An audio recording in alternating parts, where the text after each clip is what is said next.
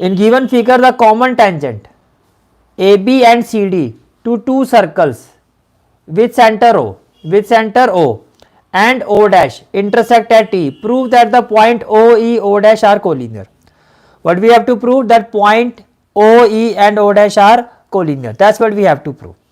तो देखो सबसे पहले जो आपकी गिवन फिगर है इस पर आते हैं. This is the given figure. This is the given figure of this question. In given figure, the common tangent AB and CD, two circles with center O and O dash intersect at T. तो देखो ये हमने दो circle ले. These are the two circle जिनकी बात की जा रही है. एक सर्कल है, ये दूसरा सर्कल है. ये जो सर्कल है इसका सेंटर क्या है? O है. और ये जो सर्कल है इसका सेंटर है O डैश. सॉरी, क्लियर हो गया?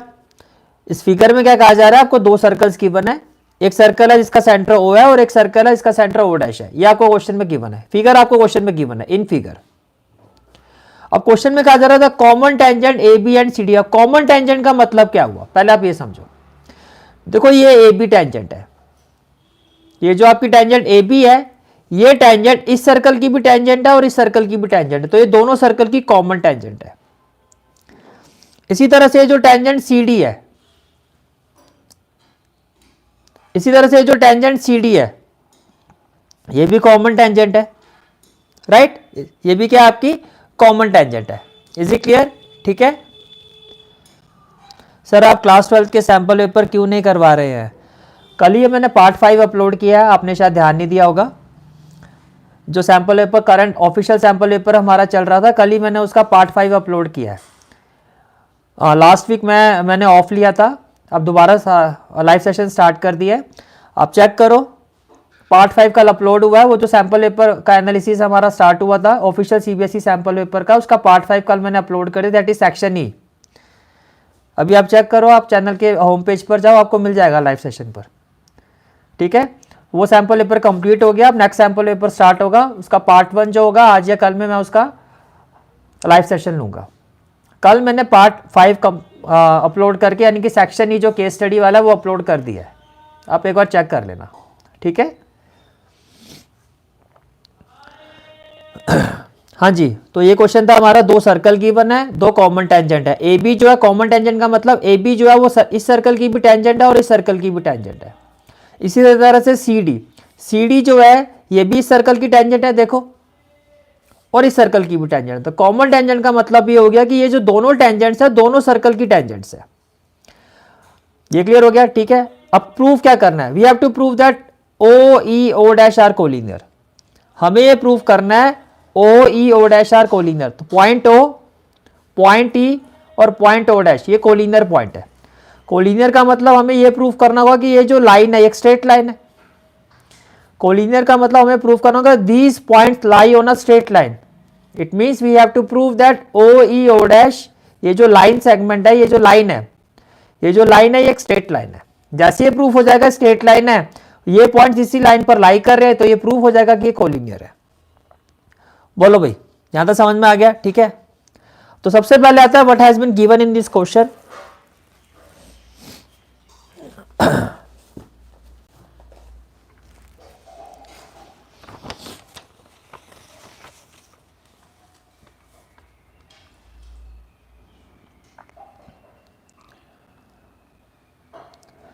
सर आप जो सैंपल पेपर करवा रहे हो न्यू पैटर्न पर ही है, कॉम्पिटेंसी बेस्ड क्वेश्चंस. हाँ जी, जो अभी ऑफिशियल सीबीएसई का सैंपल पेपर आया है वही मैंने अभी करवाया है.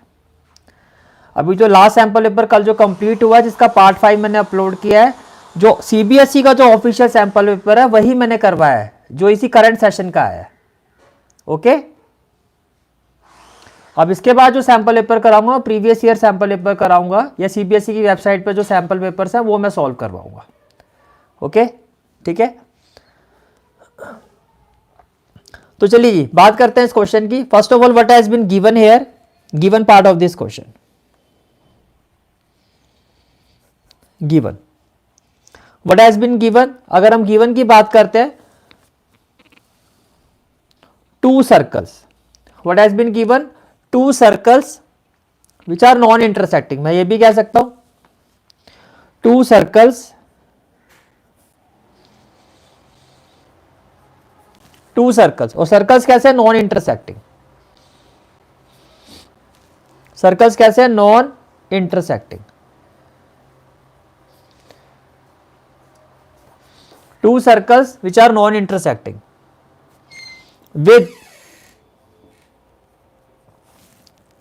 with their centers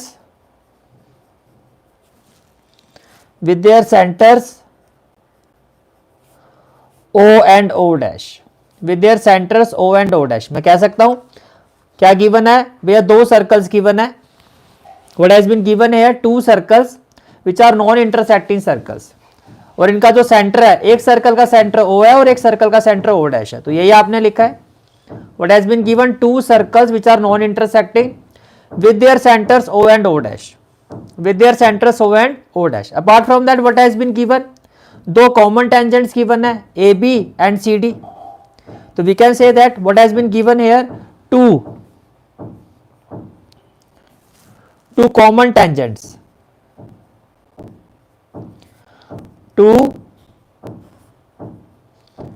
common tangents AB and CD, two common tangents AB and CD intersect at, किस पॉइंट पर इंटरसेक्ट कर रही है? E पॉइंट पर। intersect at E between the circles, intersect at E between the circles, intersect at E between the circles।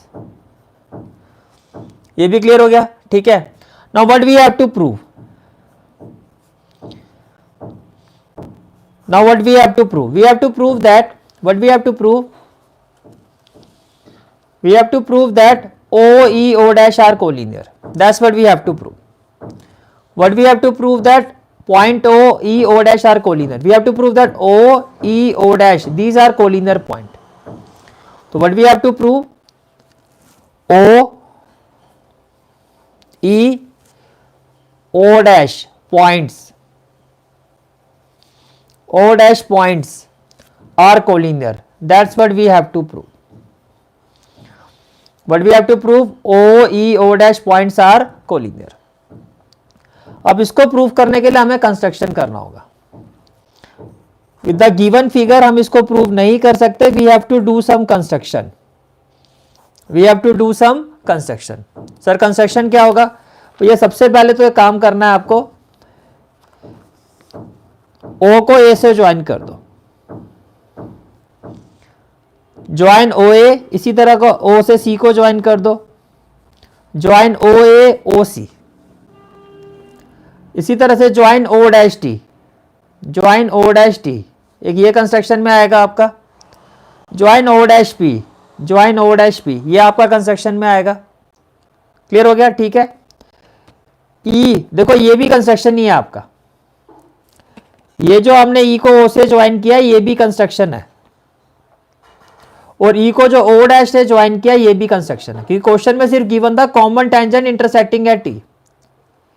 तो ये सारा part आपका किस में जाएगा? कंस्ट्रक्शन में। तो कंस्ट्रक्शन में क्या आएगा? Join OA OC, O dash T, O dash B, OE and O dash E। तो कैसे लिखेंगे आप? कंस्ट्रक्शन में लिखोगे आप join OA, join OA, O को A से ज्वाइन किया है, OC comma OC comma O dash T, O dash B, O dash T, O dash B। Clear हो गया, ठीक है। कॉमा EO, इसको भी आपने ज्वाइन किया, and EO dash and EO dash, ये आपका कंस्ट्रक्शन हो गया, ये आपका क्या हो गया? कंस्ट्रक्शन हो गया, ठीक है। अब आते हैं proving part of this question पर। Proving part of this question. अब प्रूविंग में क्या करना है आपको? देखो first of all let's consider two triangles AEO। एक तो मैं ये वाला ट्राइंगल कंसीडर कर रहा हूं AEO and CEO, AEO and CEO। अब इन दो ट्राइंगल को कंसीडर कर रहे हैं, तो आप क्या लिखोगे? प्रूफ में क्या आएगा आपका? In triangle AEO and triangle CEO, हमने इन दो ट्राइंगल को कंसीडर कर लिया, CEO। ये क्लियर हो गया, ठीक है। देन फर्स्ट ऑफ ऑल कहना है, देखो ये जो ट्राइंगल है और ये जो ट्राइंगल है इसमें OE कॉमन साइड है, इसमें देखो दिक्कत नहीं होनी चाहिए। तो आप कहोगे OE equal to OE, OE equal to OE, why? Common side of these two triangle. Then OA equal to OC, then OA equal to OC, why? Radii of same circle, radii of same circle.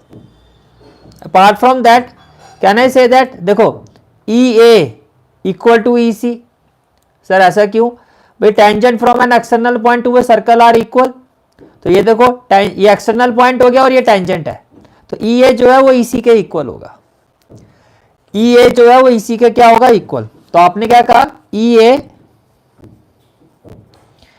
Equal to EC, reason tangents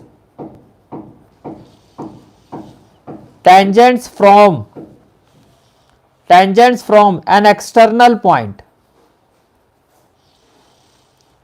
tangents from an external point to a circle are equal,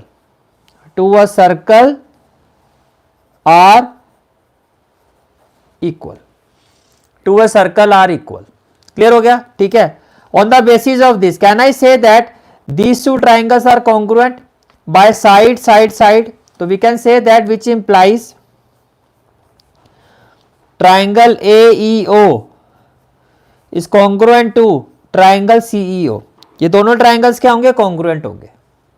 और reason क्या होगा? Side. Clear हो गया, ठीक है। अच्छा, अब अगर ये दो ट्राइंगल कॉन्ग्रुएंट है, ये दो ट्राइंगल आपके क्या है? कॉन्ग्रुएंट है, तो कैन आई से दैट ये जो एंगल है, से ये एंगल हो गया एंगल 1 और ये एंगल हो गया आपका एंगल 2, तो can I say that angle 1 will be equal to angle 2, can I say that angle 1 will be equal to angle 2, right? तो आप कहोगे which implies angle 1 is equal to angle 2 by CPCT, which implies angle 1 is equal to angle 2 by CPCT। चलो जी, इतना तो proof हो गया, हमने ये प्रूफ कर दिया कि भैया ये एंगल जो है इस एंगल के क्या है? इक्वल है। क्लियर हो गया, ठीक है। अब देखो सिमिलरली जैसे आपने प्रूव किया कि ये ट्राइंगल इसके कॉन्ग्रुएंट है, वैसे ये ट्राइंगल इसके कॉन्ग्रुएंट होगा। अगेन देखो इन दोनों ट्राइंगल में कॉमन साइड है, radii of same circle, tangent from external point to a circle are equal, same process से ये भी कॉन्ग्रुएंट होगा। अब इसको आपको प्रूव करके दिखाने की जरूरत नहीं है, हम लिखेंगे सिमिलरली जैसे कि ये एंगल इसके इक्वल है, जैसे ये एंगल इसके इक्वल है उसी तरह से ये वाला इसको एंगल को ले लेते हैं हम 3, इसको ले लेते हैं 4, इसको ले लेते हैं 5, बात समझ में आ रही है? ये हो गया 1, ये हो गया 2, ये हो गया 3, हो गया 4, नॉट दिस वन। ये जो टेंजेंट के साथ जो एंगल बन रहा है ये, इसको ले लेते हैं 5 और इसको ले लेते हैं 6। बात समझ में आई भैया? जैसे ये जो टेंजेंट है इस कॉमन साइड के साथ एंगल 1 एंगल 2 इक्वल है, उसी तरह से जब ये दो ट्राइंगल कॉन्ग्रुएंट होंगे तो ये जो टेंजेंट है इस कॉमन साइड के साथ जो एंगल बनाएगी ये भी इक्वल होगा। अभी आपको करके दिखाने की जरूरत नहीं है, जैसे 1 2 के इक्वल हम कहेंगे similarly angle 5 is equal to angle 6, similarly angle 5 is equal to angle 6। So now what we will say, similarly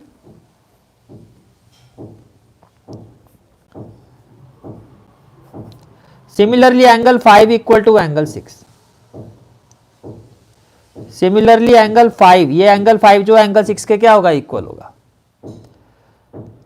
similarly angle 5 equal to angle 6। Clear हो गया, ठीक है। And can I say that angle 3 angle 4 के equal होगा, and angle 3 is equal to angle 4, why? Sir vertical opposite angle, by vertical opposite angle, जो angle 3 है आपका वो एंगल 4 के क्या होगा, इक्वल होगा। बोलो भाई, क्लियर हो गया? ठीक है, अब ध्यान से देखो, ये एक पॉइंट है, sum of angles at a point 360 degree होता है। ये जो पॉइंट है इसके चारों तरफ ये जो एंगल है पूरा 1 2 3 4 5 6, इनका सम कितना होगा, 360 डिग्री। आप कहोगे बिकॉज या सिंस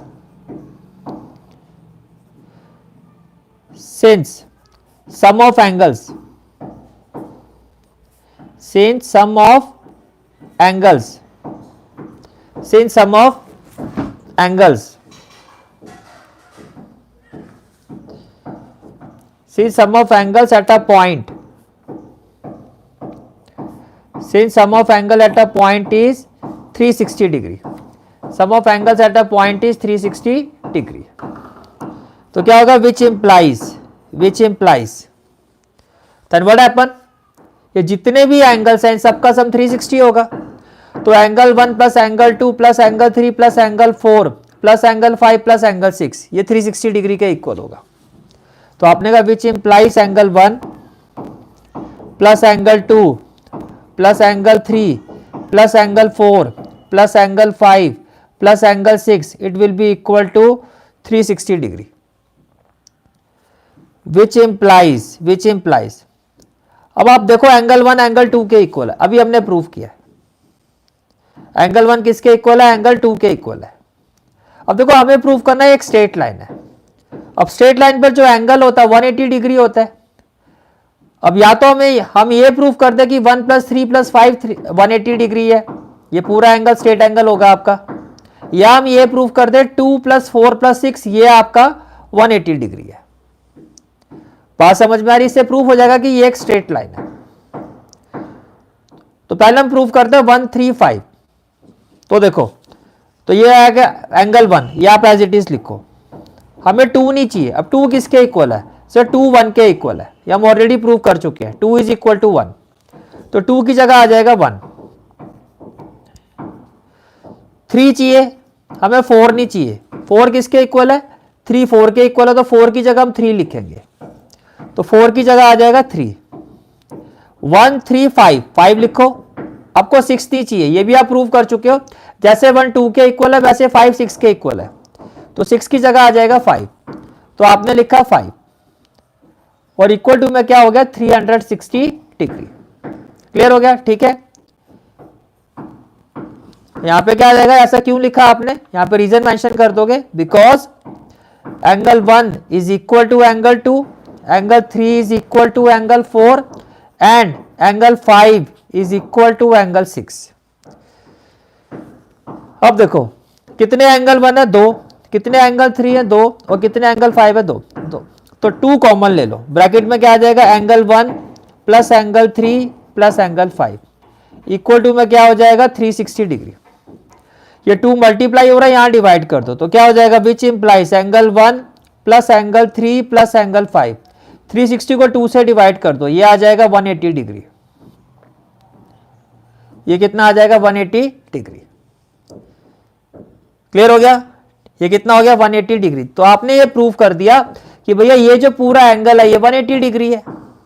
जैसे ये प्रूफ हो तो क्या प्रूफ होगा कि angle O E O dash is equal to 180 degree, that is angle O E O dash is equal to 180 degree.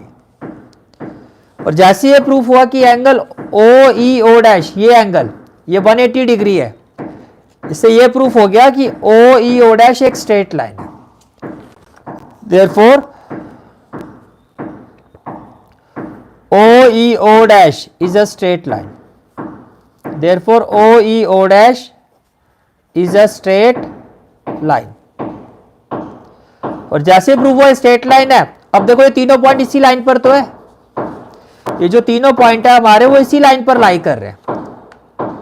Point lying on a straight line are collinear. We can say that hence O, E and O dash are collinear point.